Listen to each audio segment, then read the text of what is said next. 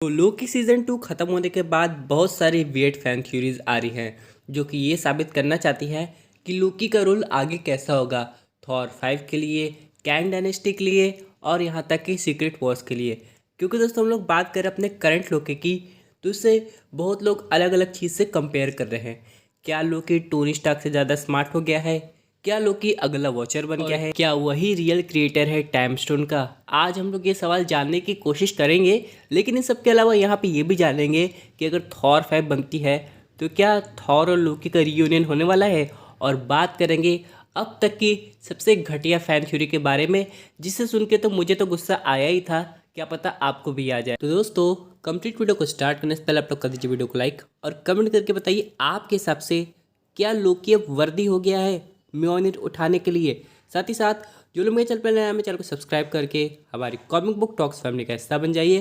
तो दोस्तों हम लोग शुरुआत करते हैं बिल्कुल नई अपडेट से।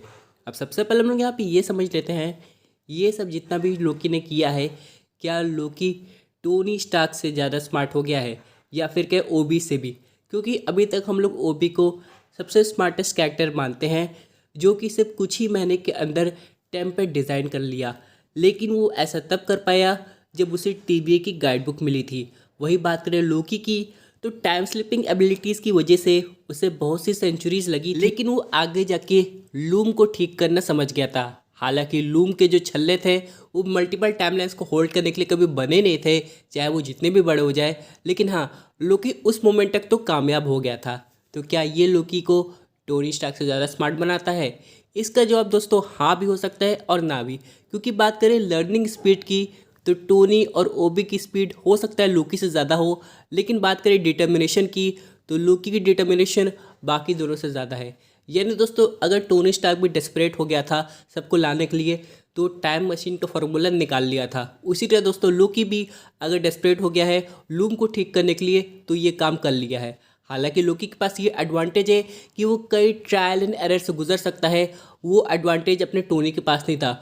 टोनी के पास बस वन वे ऑप्शन था कि एक बार में टाइम मशीन बने, सारे एवेंजर्स जाए और अपनी अपनी जगह वापस भी आ जाए। लेकिन इन सब के अलावा दोस्तों अगला क्वेश्चन आता है, क्या लोकी वॉचर है यानी वो सब कुछ बस देख रहा है? तो नहीं दोस्तों, वॉचर का काम थोड़ा और अलग लेवल का है। हालांकि वॉचर भी एक मल्टीवर्स लेवल बीइंग है जो कि सब कुछ वॉच करता है लेकिन इंटरफेयर नहीं करता है। हालांकि हम लोग ने सीजन 1 में ऑलरेडी देख लिया था कि वॉचर ने इंटरफेयर करना शुरू कर दिया था, क्योंकि मुसीबत उस पर भी आन पड़ी थी, यानी कि इन्फिनिटी अल्ट्रॉन उसके पीछे पड़ गया था।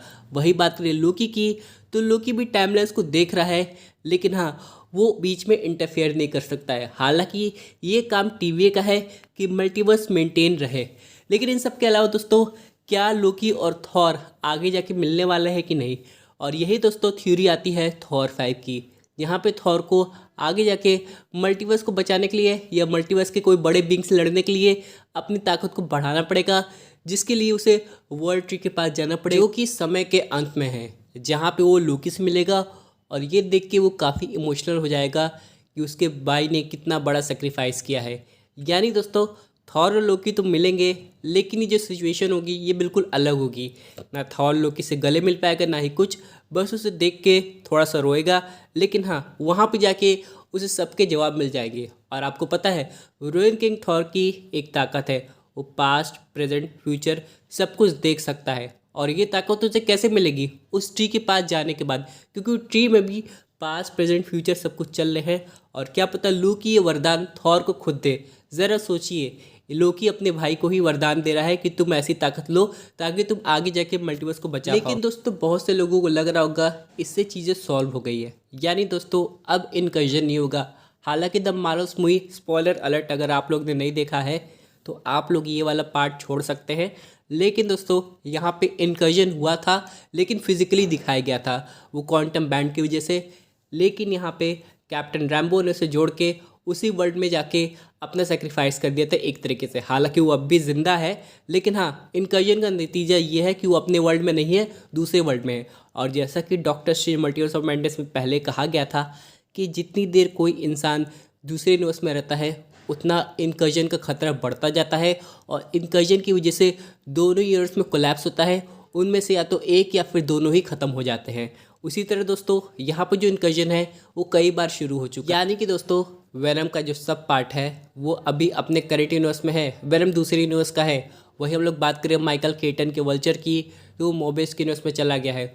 और ये सबका ध्यान टीवीए पे है कि नहीं, ये तो आने वाला वक्त बताएगा। लेकिन फिलहाल दोस्तों यहाँ पे टीवीए का सबसे बड़ा रोल होने वाला है डेडपूल 3 में, जहाँ पे ओवेन विल्सन के मोबियस और मिस मिनट हम लोग को दिखाई देंगी। अब चलिए बात कर लेते हैं वही घटिया फैन थ्योरी के बारे में जो कि बीच में सुनने को मिली थी। कहा जा रहा है कि यहाँ पे लोकी का अंत वैसे ही होने वाला है जैसा कि एवेंजर्स इन्फिनिटी वॉर के समय हुआ था, यानी कि कैंग डायनेस्टी एक तरीके से इन्फिनिटी वॉर है और सीक्रेट वॉर एक तरीके से एवेंजर्स एंड गेम है। उस थ्योरी के हिसाब से कैंग के जितने भी वेरिएंट्स हैं जो सबसे ज़्यादा ताकतवर है वो वर्ल्ड ट्री के पास पहुँच के लोकी को ख़त्म कर देंगे ताकि यहाँ पे मल्टीवर्सल वॉर शुरू हो जाए। यानी कि दोस्तों इससे घटिया थ्योरी मैंने आज तक नहीं सुनी है। मतलब हलवा है क्या, तुम्हें लोकी को ख़त्म करने जा रहे हो, इतना पावरफुल बीइंग हो गया, प्लस तुम टाइम ट्री के पास पहुंच भी जाओगे यानी कि मल्टीवर्सल ट्री के पास, और टीवी कुछ नहीं कर पाएगी। यानी कि इतने ज़्यादा कैंग खतरनाक हो गए कि पहले आके टीवी को डिस्ट्रॉय करेंगे,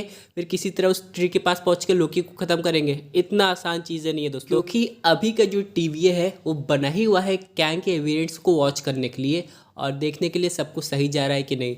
और यहाँ पे हल्की सी भी कैंग के वेरिएंट्स ने कोई भी हरकत तो की फिर टीवी को पता चल जाएगा और वो लोग पहुंच जाएंगे कैंग को अपनी सही जगह पहुंचाने। अब जैसे कि दोस्तों हम लोग को पता है कि विक्टर टैमली को कभी वो किताब मिली ही नहीं लोकी के अंत में, तो यानी कि वो एक नॉर्मल कैंग का वेरिएंट है जो कि कुछ कर नहीं पाएगा। उसी तरह दोस्तों ऐसे बहुत सारे कैंग के वेरिएंट होंगे जिनकी आगे की पॉसिबिलिटी हो सकती है बहुत खतरनाक हो, लेकिन वो ऐसा कुछ नहीं कर पाएगा। ऊपर से मार्वल ने एक बहुत स्मार्ट मूव ये लिया है कि यहाँ पे लोकी की ऐसी एंडिंग दिखाई है जहाँ पे आगे जाके हो सकता है कैंग का वजूद ही ना बचे।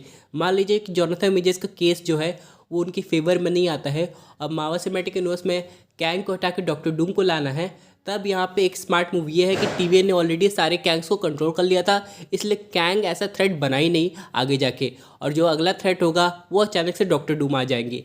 ये देखना और सुनना काफ़ी इंटरेस्टिंग होगा। लेकिन फिलहाल दोस्तों अभी जो अपना लोकी है वो बिल्कुल अकेला है। लेकिन अगर लोकी और थॉर का रियूनियन हो जाता है और लोकी थॉर को खुद ही वरदान देता है कि वो पास्ट प्रेजेंट फ्यूचर सब कुछ देख ले, तब ये तो गजब होगा। लेकिन हाँ, क्या लोकी ही टाइम स्टोन क्रिएटर है?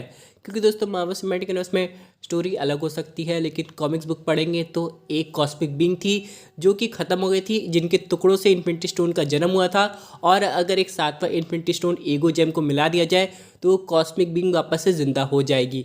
लेकिन सिनेमैटिक यूनिवर्स में ऐसी कोई कहानी अभी नहीं घटित हुई है।